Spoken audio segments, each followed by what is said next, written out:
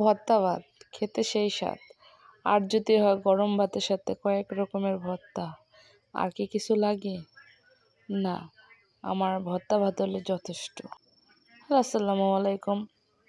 সবাই কেমন আছেন? আশা করি সবাই ভালো আছেন।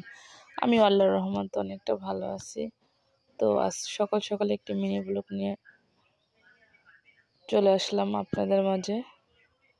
যাই হোক, আজকে আমি স্কুলে যাই নাই, তাই মেয়ে দুটোর ওর বাবার সাথে স্কুলে পাঠিয়ে দিলাম। বাসায় মেহমান বলছিলাম একবারে যাবো, একটা ক্লাস করে চলে আসবো। আর বাবা বললো না, আজকে যাওয়া লাগবো না, মেহমান বাসায় সকাল সকাল রান্না বান্না করতে হবে, তাই স্কুল আর যাই নাই। যাই হোক, এদিকে রান্না বান্না করতে হবে, তাই বাচ্চাদের রেডি করে স্কুলে পাঠিয়ে দিলাম। আর আমি রান্নার জন্য বসে গেলাম। এদিকে আবার মাছওয়ালা ভাই আসছে অনেক দিন পর, আর গ্রামে মাছ নিয়ে আসে, অনেক সুন্দর সুন্দর মাছ। তো পুঁটি মাছ দিয়ে দেখে আমাদের অনেক পছন্দ হইলো। আপনাদের ভাইয়া বললো রাখবা, আমি দেখি রাখি।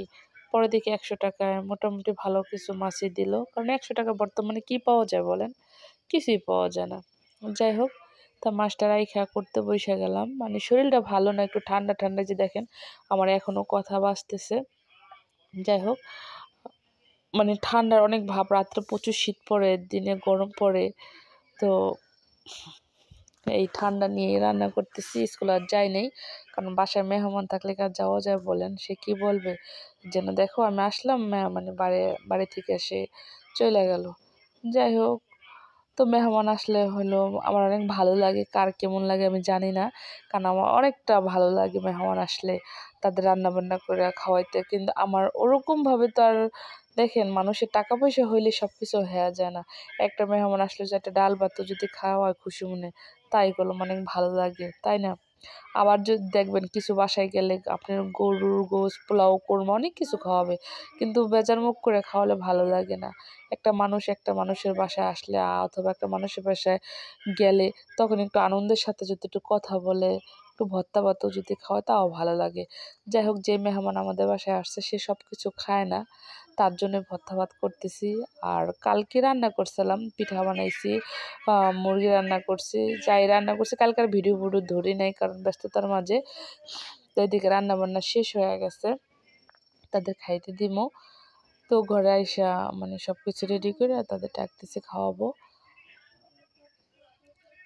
এদিকে দেখেন কি কি রান্না করছে আজকে সকাল সকাল রান্না করছিলাম গরুর গোশ। তো কয়েক রকমের ভর্তা, আর ডাল, মাছ, তার সাথে সাদা ভাত। আবার মেহমান ভাই আবার খায় না, পোলাও খায় না, এর জন্য পোলাও করি না। আজকে পিঠা বানাইতে চাইছি, ভাইয়া বলছে না ভাবি পিঠা বানানো লাগবে না, এই জন্য আমি পিঠা বানাই নাই। আমার ইচ্ছা ছিল যে গরুর গোশের সাথে খাজির পিঠা বানাবো, কারণ একটা মানুষ আসলে পিঠা বানালে ভালোই লাগে, সেও খায় আমরাও খাইতে পারি। আর যদি একা একা তো সব কিছুই খাওয়া যায়, কিন্তু মানুষের সাথে খাইলে মজাই আলাদা, আনন্দটাই আলাদা, তাই না? কারণ 5 জনে মিলে খেলে সবাই ভালো ভালো থাকবেন। আল্লাহ হাফেজ।